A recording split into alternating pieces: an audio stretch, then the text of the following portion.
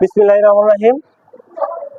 দশম শ্রেণীর অনুশীলনী 3.2 এর 10 নং অঙ্ক। কি বলছে এখানে?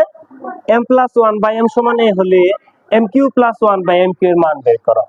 তাহলে এখানে প্লাসের মান দেওয়া আছে, তাহলে প্লাসের মানটা বের করতে হবে আমাদের। প্লাসের মান সমাধান করতে হবে। দেখো তাহলে দেওয়া আছে কি, দেওয়া আছে কত, m+1/m সমান a দেওয়া আছে না।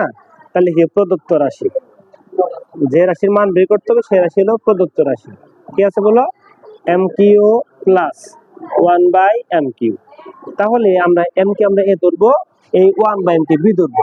তাহলে a cube plus b cube সূত্র বলছে, তাহলে a cube plus b cube সূত্র জানি কি আমরা বলো, a plus b whole cube minus 3ab into a plus b।